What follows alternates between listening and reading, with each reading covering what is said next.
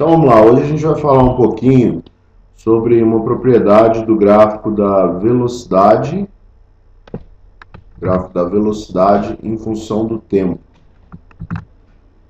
Falar um pouquinho de uma propriedade do gráfico da velocidade, que a gente vai medir aqui em metros por segundo, mas na prática não importa, tá? Porque esse exercício é totalmente literal, e do tempo.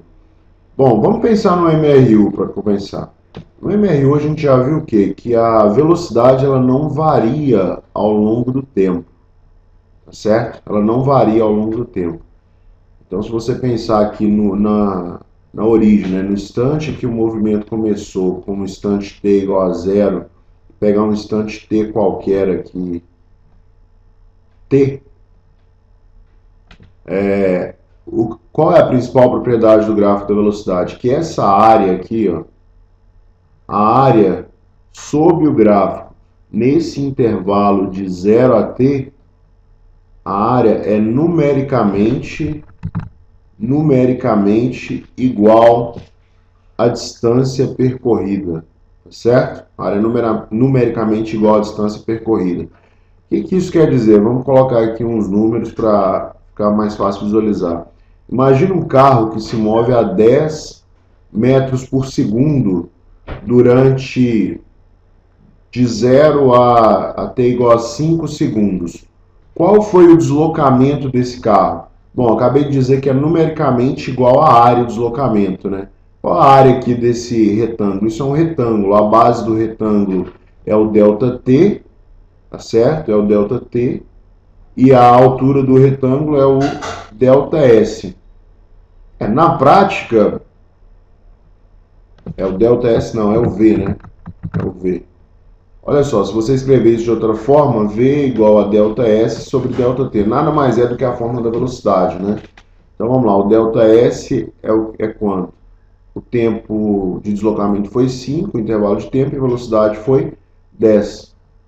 Portanto, o ΔS foi de 50, qual unidade a gente está usando? Metros por segundo, e aqui vamos usar segundos. O ΔS foi de 50 metros.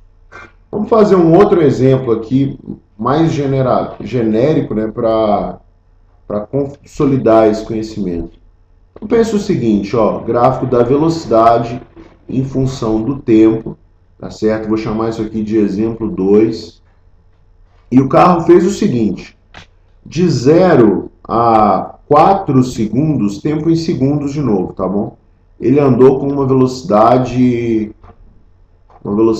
de 10 metros por segundo, tá bom? Velocidade em metros por segundo.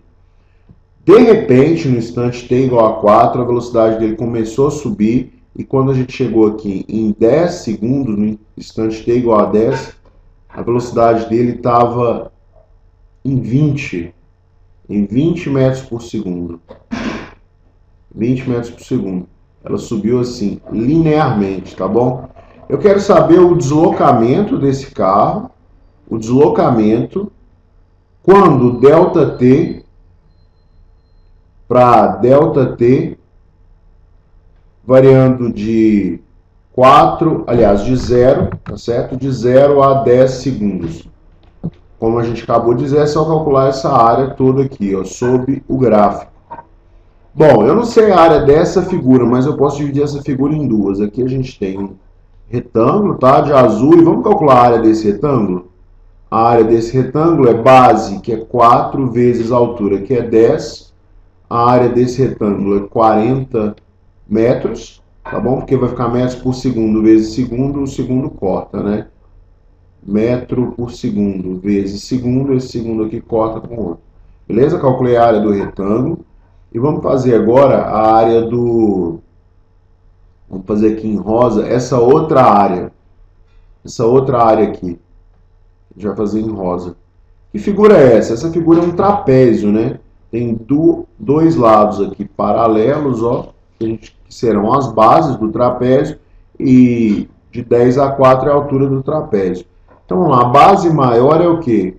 É a velocidade de 20 metros por segundo, mais base menor, que é 10 metros por segundo, então a área do trapézio Vamos escrever aqui como calcula, é base maior mais base menor vezes a altura sobre 2.